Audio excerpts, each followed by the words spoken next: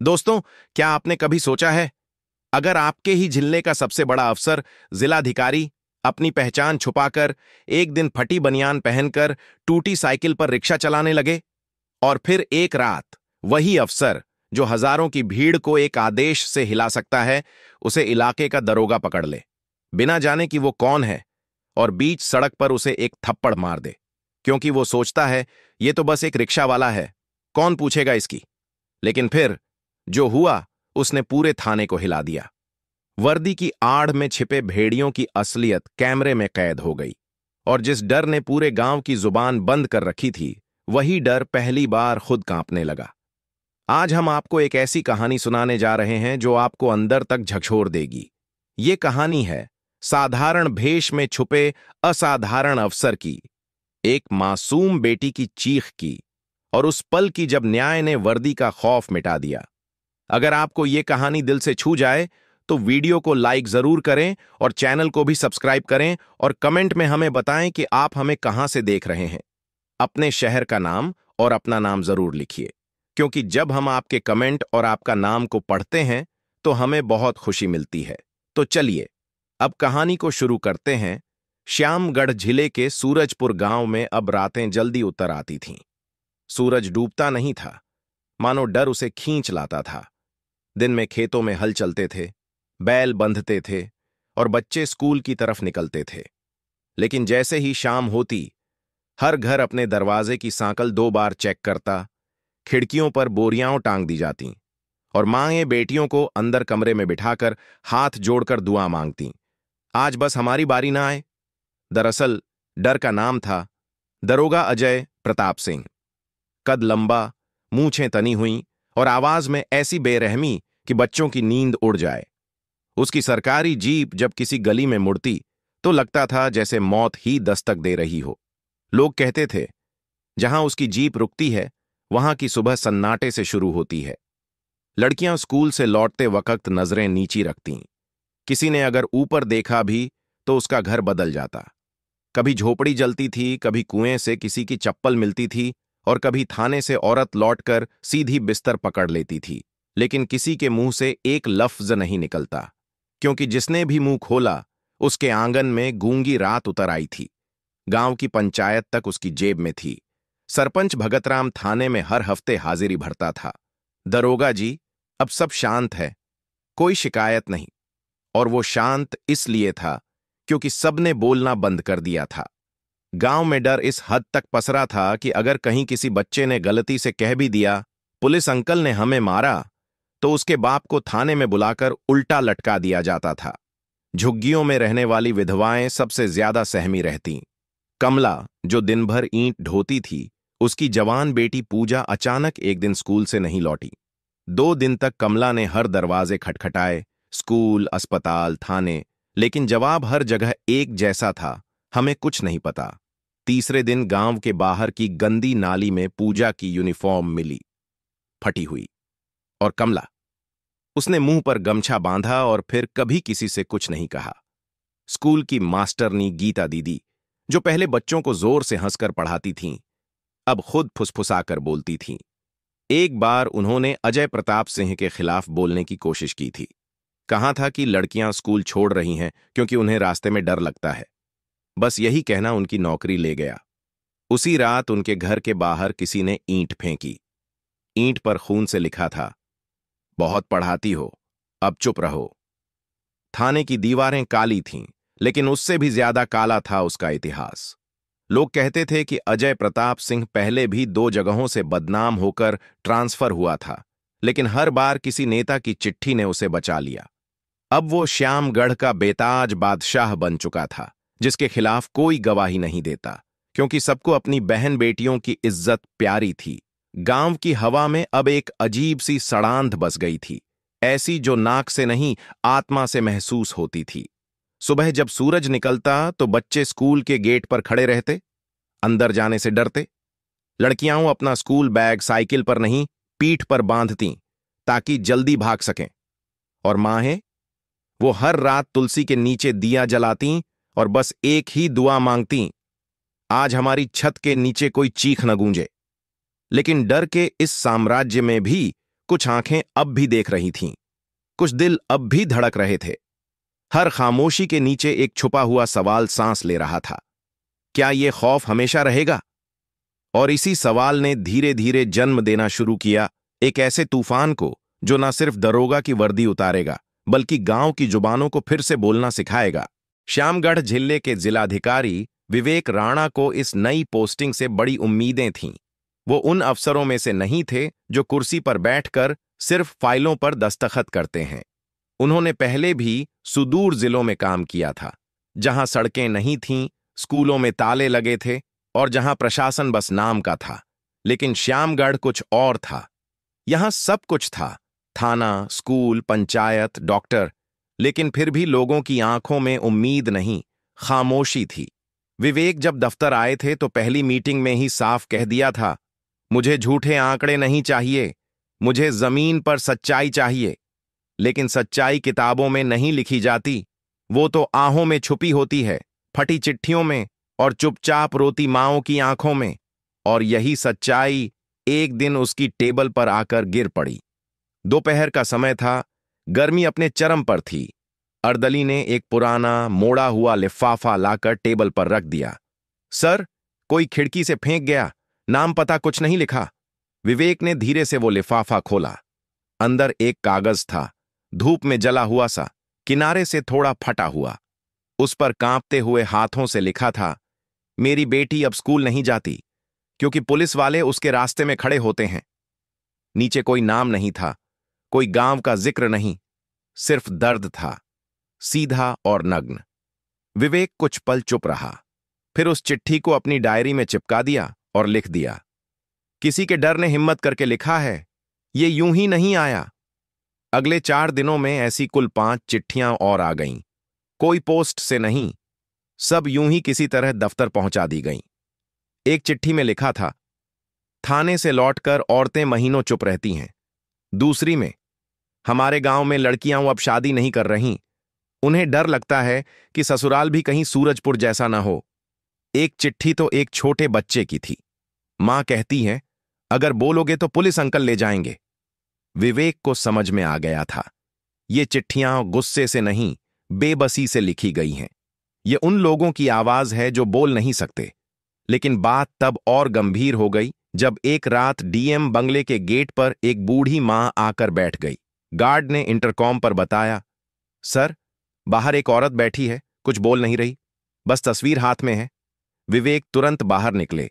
वहां जमीन पर बैठी एक झुकी हुई औरत थी, कपड़े मैले, आंखें लाल और हाथ में एक पुरानी तस्वीर, एक लड़की की जो स्कूल यूनिफॉर्म में मुस्कुरा रही थी। विवेक ने धीरे से पूछा, मां जी, क्या हुआ? उसने सिर्फ एक वाक्य बोला, मेरी बेटी अब हंसती नहीं। बस इतना कहकर वो फिर चुप हो गई।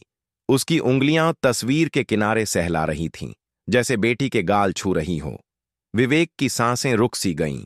उसने गार्ड को इशारा किया और मां को भीतर बुलाया, लेकिन वो ना बोली, ना हिली, उसी जगह बैठी रही, मानो उसे यकीन ही नहीं था कि कोई सुनेगा।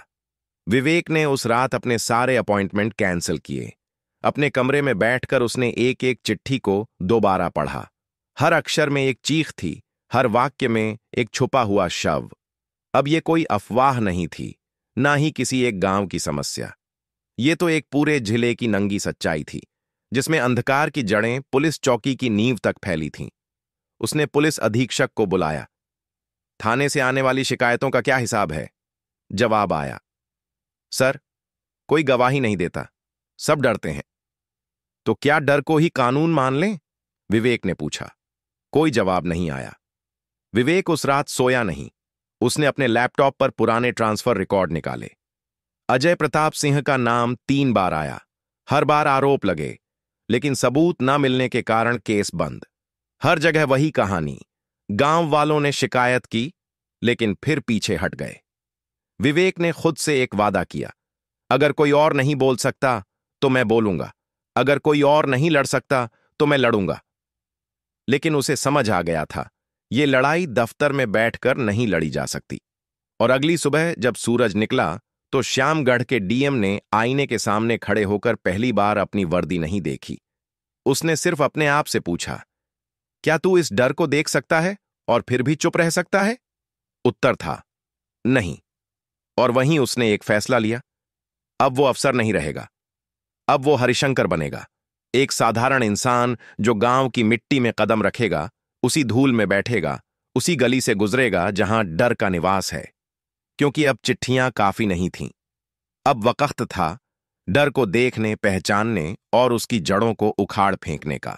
विवेक राणा ने अपने जीवन में कई जांचें की थीं, घोटाले, निर्माण घपले, फर्जी नियुक्तियां, लेकिन यह पहली बार था जब वो किसी जांच के लिए वर्दी छोड़कर, नाम बदलकर खुद को मिट्टी में घोलने जा रहे थे। उस सुबह जब श्यामगढ़ के डीएम आवास की खिड़कियां खुलीं, तब सूरज चढ़ने ही वाला था। विवेक ने अपनी अलमारी खोली, एक एक कपड़ा हाथ में लिया, फिर सब वापस रख दिए। बॉडीगार्ड बाहर इंतजार कर रहा था, पर विवेक ने दरवाजा नहीं खोला। उसने एक पुरानी, धुली हुई आधी सफेद बनियान निकाली, नीचे से थोड़ी फटी हुई पैंट और पैरों में टूटी चप्पलें। उसने बालों में थोड़ा तेल लगाया, माथे पर पसीना मलकर चेहरे की चमक दबा दी और अपनी कमर में एक मोटा गमछा बांध लिया। फिर उसने चुपचाप कमरे के कोने से एक पुरानी थैली उठाई, जिसमें रखा था एक मोबाइल बिना सिम के, कुछ नकली पहचान पत्र और एक छोटी सी डायरी। आईने में देखा, सामने अब डीएम विवेक राणा नहीं था। अब वहां खड़ा था हरिशंकर, एक शहर छोड़ आया रिक्शा वाला जो काम की तलाश में सूरजपुर आया है। 5 किलोमीटर दूर सूरजपुर बाजार के किनारे एक कबाड़ी की दुकान से उसने एक टूटी फूटी साइकिल रिक्शा खरीदी। झंग लगी चैन, एक टायर पंक्चर और सीट पर छेद। दुकान वाला बोला, भाई 2 दिन खींचेगा, फिर कब्र बन जाएगा। हरिशंकर ने मुस्कुराकर कहा, मुझे 2 दिन ही चाहिए। सूरजपुर की गालियां संकरी थीं, लेकिन डर वहां खुलकर चलता था। हरिशंकर अपनी रिक्शा लेकर चौक तक पहुंचा। वहीं एक पुरानी चाय की दुकान थी, बबलू टी स्टॉल। दुकान पर 3-4 सिपाही बैठे थे। उनमें से एक ने तंबाकू मलते हुए कहा, अबे ये नया आया है क्या? दूसरे ने मजाक किया, देख, इसे नहीं पता अजय भैया के इलाके में कैसे रहना है। हरिशंकर वहीं बैठ गया, चुपचाप चाय पीने लगा। कोई शक नहीं कर रहा था, कोई ध्यान भी नहीं दे रहा था, और यही उसके लिए सबसे बड़ा हथियार था। अगले कुछ दिन हरिशंकर ने वहीं गुजारे, कभी चौपाल पर, कभी स्कूल के बाहर, कभी मंदिर के पास की सीढ़ियों पर बैठकर। उसने गांव को देखना शुरू किया, महसूस करना शुरू किया, और जो उसने देखा वो किसी रिपोर्ट में नहीं लिखा जा सकता था। उसने देखा, स्कूल की बच्चियां हर तीसरे दिन गायब होती थीं। अगले दिन वापस आतीं, लेकिन चेहरे पर ना रंग था, ना आवाज। उसने देखा, एक महिला बर्तन धोते हुए अचानक जमीन पर बैठकर रोने लगती है, फिर खुद को समेटकर वापस खड़ी हो जाती है, जैसे कुछ हुआ ही न हो। उसने देखा, थाने के बाहर हर शाम एक जीप रुकती है, उससे सिपाही उतरते हैं, किसी झुग्गी की तरफ जाते हैं और फिर वापस हंसते हुए लौटते हैं। हरिशंकर अब बस देख नहीं रहा था, वो सुन भी रहा था, रिकॉर्ड कर रहा था और समझ रहा था। उसने अपने फटी हुई बनियान के नीचे एक बटन कैमरा सिल रखा था, जो हर रात की रिकॉर्डिंग करता था। उसकी टूटी हुई रिक्शा की सीट के नीचे एक छुपा माइक्रोफोन था, जो चौपाल की बातचीतें कैद करता था। एक रात जब सब सो चुके थे, हरिशंकर अपनी झुग्गी में बैठा था। मिट्टी की दीवार, छत पर टपकता पानी और एक पुराना रेडियो जो अब भी काम करता था। तभी बाहर से कुछ आवाजें आईं, किसी मां की चीख, दरवाजा तोड़ने की आवाज और फिर जीप का हॉर्न। हरिशंकर बाहर निकला, झाड़ियों में छिप गया, और जो उसने देखा वो उसकी आत्मा को चीर गया। अजय प्रताप सिंह की सरकारी जीप एक झोपड़ी के बाहर रुकी थी। 2 सिपाही उतरे, दरवाजा तोड़ा और एक लड़की को घसीटते हुए बाहर निकाला गया। मां चीख रही थी, पैरों में गिर रही थी, लेकिन अजय प्रताप सिंह ने सिर्फ एक बात कही, बहुत बोली है तू, अगली बार तेरी छोटी जाएगी। हरिशंकर के हाथ कांप रहे थे, लेकिन वो बाहर नहीं आया। वो सिर्फ रिकॉर्ड करता रहा, क्योंकि अब ये जंग सिर्फ डर की नहीं थी, ये जंग उस खौफ के खिलाफ थी जिसने इंसान की आवाज छीन ली थी। अगली सुबह जब सूरज चढ़ा, हरिशंकर उसी मां के पास गया, लेकिन उसका चेहरा अब पत्थर बन चुका था। आंखें सूनी, मुंह बंद, जैसे उसके भीतर अब कुछ बचा ही नहीं। हरिशंकर वापस आया, अपनी डायरी खोली और लिखा, मैंने कानून के कितने पन्ने पढ़े हैं, लेकिन किसी में ये नहीं लिखा कि जब एक मां चीखे और कोई न सुने तो क्या करना चाहिए। अब उसकी डायरी नहीं, उसका कैमरा बोलेगा। अब उसके कपड़े नहीं, उसकी चुप्पी गवाही देगी। और पहली बार डर को लगने वाला था डर। सूरजपुर की रातें अब बस अंधेरा नहीं थीं, वो किसी पुराने अपराध की दुबकी हुई परछाइयां थीं जो हर दरवाजे पर दस्तक देती थीं, हर मां की आंख में जागती थीं और हर बेटी की सांस में डर बनकर समाई रहती थीं। उस रात हरिशंकर अपनी फटी चटाई पर लेटा हुआ था, लेकिन नींद उससे कोसों दूर थी। रात का 1 बजा था। झुग्गी बस्ती में सबके दरवाजे बंद थे, लेकिन हवा में कुछ ऐसा था जो दरवाजों को भी चुप करा देता था। सड़क पर धीमे धीमे एक सरकारी जीप की आवाज सुनाई दी। वही जीप जिसका हॉर्न अब मौत की सूचना माना जाता था। हरिशंकर उठ बैठा। उसने बिना आवाज किए अपनी फटी बनियान के अंदर लगे बटन कैमरे को चालू किया, अपने गमछे को ठीक से लपेटा और झुग्गी के पीछे बने कूड़े के ढेर के पीछे छुप गया। उसने पहले भी कई बार उस जीप को आते जाते देखा था, लेकिन आज की रात अलग थी। उसे कुछ गड़बड़ महसूस हो रही थी। जीप एक झोपड़ी के सामने रुकी, वही झोपड़ी जहां सोमवती नाम की विधवा महिला अपनी 2 बेटियों के साथ रहती थी। सोमवती का पति ईंट भट्टे में जल गया था और उसके बाद वो अकेली अपनी बेटियों को पाल रही थी। कुछ दिन पहले हरिशंकर ने उससे बात की थी, जब वह अपनी बड़ी बेटी को स्कूल से जल्दी घर ले जाती दिखी थी। उसकी आंखों में कुछ टूटा हुआ था और जुबान में कोई ताकत नहीं। वह सिर्फ इतना बोली थी, उन्हें सब पता है, पर मैं क्या करूं? जीप से 2 सिपाही उतरे। दरोगा अजय प्रताप सिंह खुद गाड़ी में ही बैठा रहा, लेकिन उसकी आंखें उसी झोपड़ी पर गड़ी थीं। सिपाही आगे बढ़े और दरवाजा पीटना शुरू किया। भीतर से सोमवती की आवाज आई, कौन है? सिपाही बोले, दरोगा साहब बुला रहे हैं, तेरी लड़की से कुछ पूछना है। इतनी रात गए? बहुत सवाल करती है तू। चल जल्दी दरवाजा खोल। दरवाजा टूटा। अंधेरे में किसी की चीख गूंजी। बड़ी बेटी को बालों से खींचकर बाहर निकाला गया। सोमवती उनके पैरों में गिर पड़ी, रोती रही, गिड़गिड़ाती रही, साहब छोड़ दो, बच्ची है, कुछ नहीं जानती। अजय प्रताप सिंह जीप से उतरा। आंखें लाल थीं, गमछा गले में और चेहरा बिल्कुल सख्त। वह सोमवती के पास झुका, उसका चेहरा हाथ में पकड़ा और बोला, बहुत बोलती है तू गांव में, अगली बार तेरी छोटी जाएगी। फिर उसने लड़की की बांह पकड़ी और जीप में धकेल दिया। हरिशंकर की आंखें भर आईं। वह सब कुछ रिकॉर्ड कर रहा था, लेकिन उसका मन अंदर से टूट रहा था।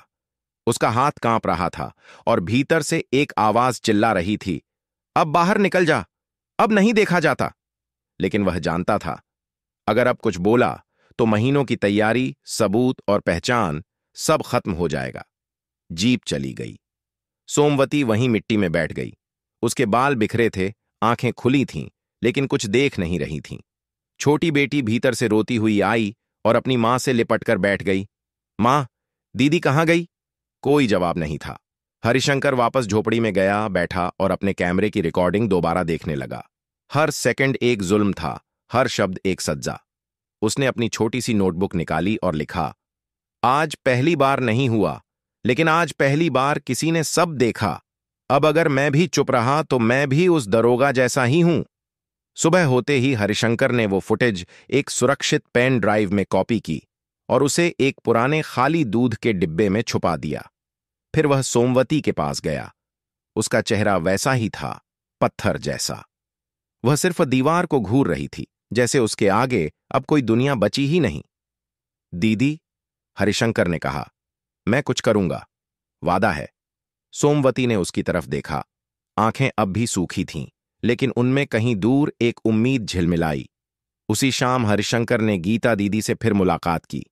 गीता दीदी ने सारा फुटेज देखा। उसके हाथ कांपने लगे और उसने कहा, तुम अकेले नहीं हो, अब मैं हूं तुम्हारे साथ।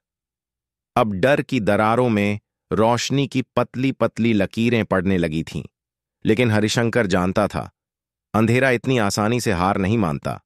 उस शाम सूरजपुर की हवा कुछ अलग थी। गांव में पहली बार कोई महिला स्कूल की दीवार से बाहर आकर अपनी बात कह रही थी, खुलकर, बिना कांपे। गीता दीदी, जिन्हें पहले सब मास्टरनी कहकर चुप करा देते थे, अब चुप रहने वाली नहीं थीं। उन्होंने हरिशंकर के पास आकर सबसे पहले यही कहा, तुमने डर के खिलाफ खड़ा होना शुरू किया है, लेकिन अब डर अकेला नहीं लड़ेगा, अब हिम्मत भी साथ चलेगी। हरिशंकर ने उन्हें अपनी सारी रिकॉर्डिंग्स दिखाई, रात के फुटेज, झोपड़ी के टूटे हुए दरवाजे और वो वीडियो जिसमें अजय प्रताप सिंह खुद लड़की को बालों से घसीटकर जीप में डाल रहा था। गीता दीदी की आंखें पत्थर हो गईं, लेकिन उनकी आवाज में चट्टान की सी दृढ़ता थी। अब ये सब दफ्तर में नहीं जाएगा, अब ये गांव के लोगों तक पहुंचेगा। अगले 2 दिन सूरजपुर की जिंदगी जैसे उल्टी चाल चलने लगी। हरिशंकर अब केवल छुपकर कैमरे नहीं लगाता था, अब वह लोगों से मिलने गया। गीता दीदी उसके साथ थीं। उन्होंने स्कूल की 4 लड़कियों से बात की, उनमें से 2 रो पड़ीं, एक ने अपना गला छुपाया और चौथी ने कहा, हमें डर नहीं लगता, बस बोलना नहीं आता। उसी वक्त हरिशंकर ने तय कर लिया कि अब सिर्फ रिकॉर्डिंग नहीं, अब गवाही की जरूरत है, इंसानों की, उनके शब्दों की और उनके जख्मों की।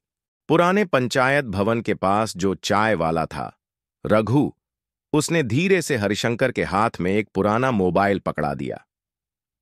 इसमें कुछ वीडियो हैं साहब, मैं तो डर के मारे किसी को नहीं दिखाता, लेकिन अब लगता है बात बढ़नी चाहिए। मोबाइल में क्लिप्स थीं, थाने के बाहर औरतें रोती हुईं, जीप से उतरते हुए लड़कियां, और एक वीडियो तो इतना भयानक था कि देखने के बाद हरिशंकर कुछ देर तक बोल ही नहीं पाया। फिर एक सुबह गांव का पुराना मुंशी रामनाथ एक थैला लेकर आया, हाथ कांप रहे थे, आंखें नम थीं। बोला, बिटवा, ये देखो, ये है वो रजिस्टर जिसमें दरोगा की सारी रातों की ड्यूटी फर्जी तरीके से लिखी गई है। किस दिन किसकी गिरफ्तारी, किसकी गुमशुदगी, सब इसमें है। हम लोग चुप रहे, लेकिन अब शर्म आती है। हरिशंकर ने रजिस्टर खोला। उसमें हर पन्ने पर एक चीख दबी थी। तारीखें मिलती थीं उन वीडियो के साथ जो उसने बनाए थे। अब उसके पास सिर्फ कैमरा नहीं था, सबूत भी था, नाम, तारीख, जगह और गवाह। लेकिन गांव में यह बात फैलते ही डर फिर से हिलने लगा। जिस घर से कोई औरत बाहर निकली, उसे घूरा गया। कुछ लोग फुसफुसाने लगे, अब क्या फायदा, दरोगा को कुछ नहीं होगा, उल्टा ये लोग ही फंस जाएंगे। लेकिन वहीं कुछ और आवाजें भी उठीं। अगर अब नहीं बोले तो अगली बार हमारी बेटी जाएगी। उस दिन गीता दीदी ने चौपाल पर खड़े होकर बोला, हम भी इंसान हैं, डरते नहीं, आज हम बोलेंगे, क्योंकि अब अगर नहीं बोले तो जिंदा रहकर भी मर जाएंगे। उनके इस एक वाक्य ने हवा को चीर दिया। उसी शाम 4 और औरतें उनके पास आईं। सबकी कहानियां एक जैसी, लेकिन चेहरों पर अब भय नहीं, क्रोध था। हरिशंकर अब गांव में अकेले नहीं घूमता था। उसके साथ 2 लड़कियां होती थीं जो खुद पीड़िता थीं, लेकिन अब गवाह भी थीं। वो कैमरे से नहीं डरती थीं। जब वो बोलतीं, दरोगा ने मेरे बाल पकड़े थे, उसने मेरी मां को थप्पड़ मारा था, थाने में हमें बंद किया गया था, तो जैसे गांव की जमीन खुद कांप जाती थी। पर अजय प्रताप सिंह को भी खबर लग चुकी थी, कोई है जो रिकॉर्डिंग कर रहा है, गांव में लोगों से मिल रहा है और आवाजें इकट्ठा कर रहा है। लेकिन कौन, किस भेष में? इधर हरिशंकर की रातें अब और बेचैन हो चुकी थीं। उसे पता था अब खतरा उसके दरवाजे पर भी खड़ा हो सकता है, लेकिन डर अब उसे नहीं रोक सकता था। एक दिन दोपहर को जब वह अपनी झोपड़ी में कैमरा चार्ज कर रहा था, गीता दीदी दौड़ती हुई आईं। स्कूल से निकाल दिया गया है मुझे, बोला गया है कि मैं बच्चियों को भड़काती हूं।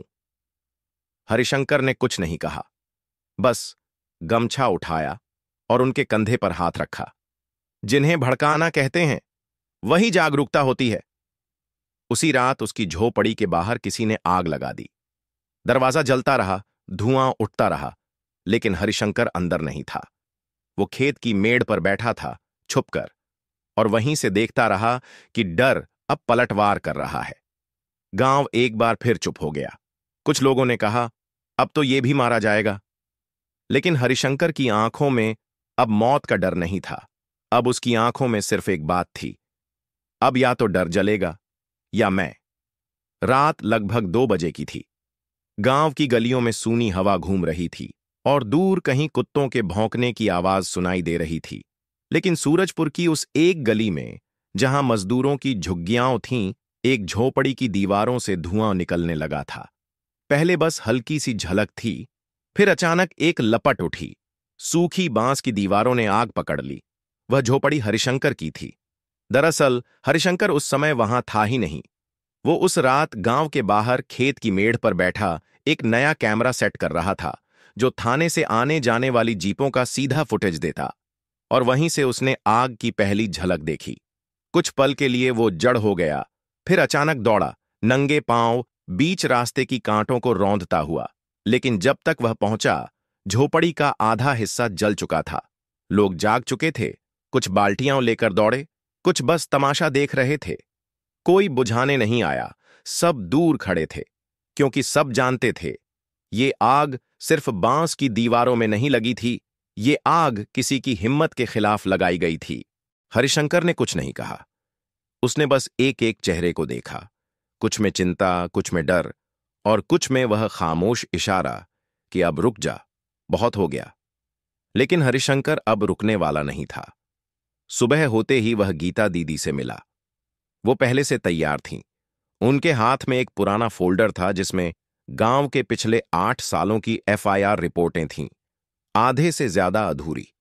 कई मामलों में शिकायतकर्ता गायब लिखा गया था। कई औरतों के नाम थे जिनका गांव में अब कोई नाम लेने वाला नहीं था। अब ये आग अकेली तुम्हारी झोपड़ी में नहीं लगेगी, उन्होंने कहा। अब ये सच की आग होगी और ये हर झूठ की दीवार जलाएगी। लेकिन खतरा बढ़ता जा रहा था। उसी शाम बबलू टी स्टॉल, जहां से अधिकतर बातें उठी थीं, वहां 3 पुलिस वाले आए। बबलू को झूठे केस में अंदर डाल दिया गया। जुए और शराब के धंधे का अड्डा चला रहा था, जबकि वो तो रोज 4 बजे दुकान बंद कर देता था। फिर खबर आई, मुंशी रामनाथ का बेटा लापता है। पिछली रात से नहीं लौटा।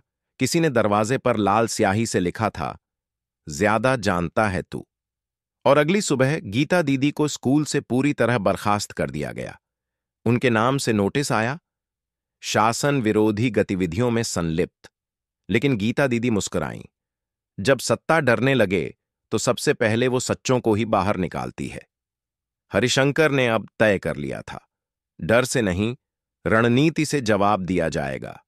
उसने गांव में 2 गुप्त गवाह तय किए, एक नाई जो थाने में हफ्ते में 2 बार हाजिरी देता था, और दूसरा एक 8वीं में पढ़ने वाला लड़का जो अक्सर थाने के पीछे से निकलने वाली गलियों में पतंग उड़ाता था। इन दोनों के जरिए अब थाने के भीतर की हलचलें बाहर आने लगी थीं। अजय प्रताप सिंह को शक हो गया था। हरिशंकर रिक्शा वाला, जो हर गली में दिखता है, वो कुछ ज्यादा ही देखता और पूछता है। उसने 2 सिपाहियों को इशारा दिया, उसके पीछे लगो, उसके घर की खाक छान दो, कुछ तो मिलेगा। लेकिन घर अब बचा ही कहां था। जो बचा था वो सिर्फ राख थी, लेकिन उस राख में से ही अब नई आग जन्म ले रही थी। हरिशंकर ने एक नया कमरा लिया, गांव के बाहर, मंदिर के पीछे बने टूटे हुए गोदाम में। वहीं उसने सारा डाटा इकट्ठा करना शुरू किया, कैमरों की फुटेज, बयान, मुंशी का रजिस्टर, गवाहों के ऑडियो और चिट्ठियों की कॉपियां। अब वो केवल अफसर नहीं था, अब वो एक आंधी था जो सबूत के पंखों पर उड़ने वाली थी। लेकिन सबूत तब तक बेकार हैं जब तक उनके सामने सच बोलने वाला कोई खड़ा ना हो। और अब यही सबसे बड़ा डर था, क्या लोग बोलेंगे। हरिशंकर ने तय किया, गांव के चौपाल पर खुलेआम लोगों से बात की जाएगी, और अगर कोई डरकर नहीं आया तो वह अकेला खड़ा होगा, लेकिन चुप नहीं रहेगा। अगली सुबह जब चौपाल पर हरिशंकर खड़ा हुआ तो उसके सामने केवल 4 लोग थे, गीता दीदी, सोमवती, एक वृद्ध मजदूर और बबलू की मां। लेकिन जब उसने माइक उठाया और कहा, अब अगर तुमने मुंह नहीं खोला तो अगली जीप तुम्हारे दरवाजे रुकेगी, तब कुछ और चेहरे सामने आए, फिर कुछ और कुछ ही पलों में सन्नाटा टूटने लगा। लोग पहली बार सिर उठाकर देखने लगे। वो सुबह बाकी हर सुबह से अलग थी। सूरज कुछ ऊंचा चढ़ चुका था, लेकिन उसकी किरणें आज गांव की छतों पर नहीं, चौपाल की छांव में ठहरे लोगों के चेहरों पर चमक रही थीं। सूरजपुर की हर गली से आवाज आई, चौपाल पर बुलावा है। पहले किसी ने यकीन नहीं किया, फिर धीरे धीरे 4, फिर 10, फिर 50 लोग वहां जुटने लगे। चौपाल के बीचों बीच एक पुराना लाउडस्पीकर टांगा गया था। उसी के नीचे खड़ा था हरिशंकर और उसके साथ गीता दीदी। उनके सामने बिछा था एक पुराना टेबल, जिसके ऊपर रखे थे एक लैपटॉप, एक छोटा प्रोजेक्टर और वो फोल्डर जिसमें दर्ज थे 8 सालों के जुल्म। किसी ने फुसफुसाकर कहा, क्या होगा अब? दूसरे ने जवाब दिया, शायद पहली बार कुछ बदलेगा। हरिशंकर ने माइक उठाया। गला सूख रहा था, पर आवाज ठोस थी। आज आप सबके सामने कुछ दिखाने जा रहा हूं। ये कोई कहानी नहीं है, ये उसी गांव की हकीकत है जिसमें आप और हम रहते हैं। वो हकीकत जिसे आपने देखा लेकिन कभी बोल नहीं पाए। और फिर जैसे ही स्क्रीन चालू हुई, पूरा गांव सांस रोके बैठ गया। पहली फुटेज, दरोगा अजय प्रताप सिंह की जीप एक झोपड़ी के सामने रुकती है। सिपाही दरवाजा तोड़ते हैं और एक 15 साल की लड़की को बालों से घसीटकर बाहर लाते हैं।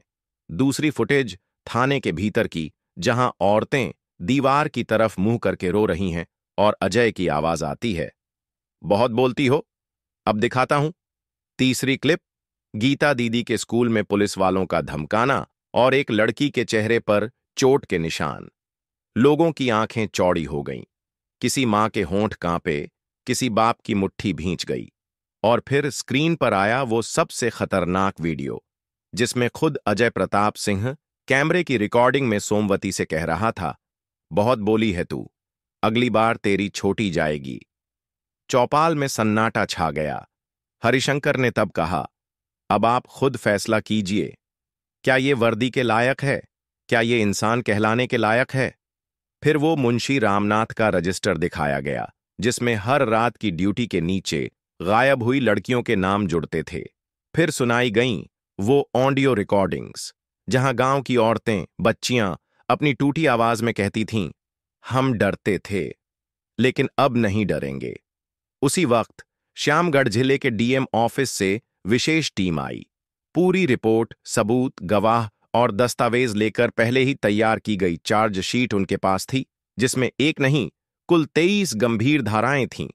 और फिर वही जीप, वही सरकारी गाड़ी जिसमें दरोगा रात में बच्चियां उठवाता था, अब उसी में हथकड़ी लगाकर खुद अजय प्रताप सिंह को बैठाया गया।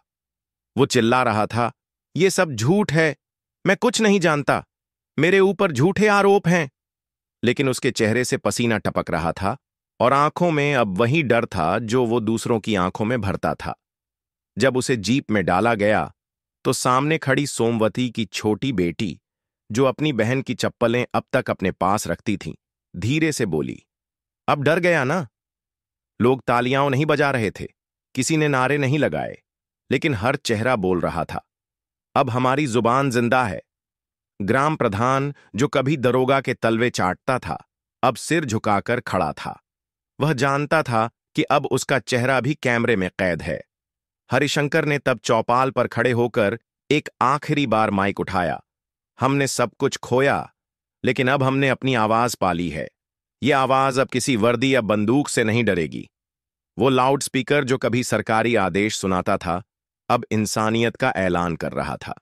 अजय प्रताप सिंह की गिरफ्तारी के बाद सूरजपुर में पहली बार वो हुआ, जो सालों से केवल सपना था, शांति, लेकिन डर के साए के बिना।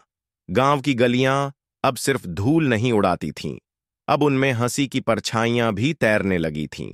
जिस चौपाल पर महीनों तक सन्नाटा पसरा था, वहां अब हर सुबह चाय की गूंज सुनाई देती थी।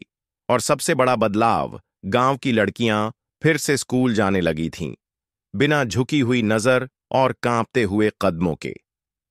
श्यामगढ़ जिला न्यायालय में 3 दिन तक चली सुनवाई में कोर्ट ने अजय प्रताप सिंह को दोषी ठहराया। कुल 5 मुकदमों में बलात्कार, शारीरिक प्रताड़ना, नाबालिगों के अपहरण, पद का दुरुपयोग और अवैध हिरासत जैसे आरोपों में उसे 20 साल की कठोर कारावास की सजा सुनाई गई। जब कोर्ट ने फैसला पढ़ा तो जज के शब्दों से ज्यादा असर डाल रहा था गवाहों की चुप नजरों का जवाब, न चिल्लाहट, न बदला, बस एक सच्ची संतुष्टि कि अब न्याय की दीवार खड़ी हो चुकी है। सबसे भावुक पल तब आया जब गवाही देने के लिए 3 महिलाएं कोर्ट में खड़ी हुईं, जिनमें से एक, सोमवती, पहली बार बिना कांपे बोली, मैं आज यहां डर के खिलाफ खड़ी हूं, इंसाफ के साथ नहीं, अपनी बेटी की आत्मा के साथ खड़ी हूं। पूरी अदालत एक पल को चुप हो गई। उस दिन गांव की औरतों ने साबित कर दिया कि डर कितना भी पुराना हो, अगर एक बार आवाज उठ जाए तो उसका अंत तय है। फैसले के 3 दिन बाद श्यामगढ़ प्रशासन ने गांव में नारी सहायता केंद्र की नींव रखी। वहीं चौराहा, जहां कभी लड़कियां दरोगा की जीप देखकर गलियां बदल लिया करती थीं, अब वहां ईंट पर लिखा गया, जहां डर हारा वहां उम्मीद जीती। गीता दीदी को शिक्षा विभाग में दोबारा नियुक्ति मिली, लेकिन उन्होंने शर्त रखी, मैं वहीं पढ़ाऊंगी जहां डर ने सबसे गहरा जख्म दिया था। वो वापस उसी स्कूल में गईं और पहले ही दिन उन्होंने बच्चों से कहा, अब हम सिर्फ किताबें नहीं पढ़ेंगे, अब हम खुद को पढ़ेंगे। हरिशंकर नहीं, अब दोबारा विवेक राणा, वही जिलाधिकारी जिसने वर्दी उतारकर मिट्टी ओढ़ी थी, वो उस दिन फिर से गांव आया। कोई सरकारी गाड़ी नहीं, कोई कार नहीं, बस पैदल, उसी रास्ते से होकर जहां से कभी वो रिक्शा लेकर आया था। लोगों ने उसे देखकर तालियां नहीं बजाईं, लेकिन जिस तरह से उनकी आंखें चमकीं, जिस तरह से बच्चों ने उसके पांव पकड़कर कहा, अंकल अब डर नहीं लगता, वो किसी भी पुरस्कार से बड़ा था। विवेक ने चौपाल पर खड़े होकर आखिरी बार कहा, मैं अब जा रहा हूं, लेकिन ये जगह सिर्फ मेरी ड्यूटी नहीं थी, ये मेरी परीक्षा थी। और इस गांव ने यह सिखाया है कि जब डर जुबान बंद कर दे तब सच को भेस बदलना पड़ता है, लेकिन जब डर की कब्र खुदती है तब हंसी लौटती है, और हंसी से बड़ी कोई जीत नहीं होती। गांव ने उन्हें विदा किया। कोई माला नहीं, कोई भाषण नहीं, बस सैकड़ों मुस्कुराहटें, और वो छोटी बच्ची जो अब बिना डरे स्कूल जा रही थी, उसके हाथ में एक गुलाब था जो उसने विवेक को थमाया। उस दिन सूरजपुर में सूरज कुछ ज्यादा ही उजाला लेकर निकला था, और डर अब वो सिर्फ एक कहानी बनकर दीवारों पर टंगा रह गया था। उस दिन की याद में जब एक अफसर साधु बना था, एक मास्टरनी शेरनी बनी थी, और एक गांव ने पहली बार खुलकर कहा था, अब डर नहीं, इंसाफ चलेगा।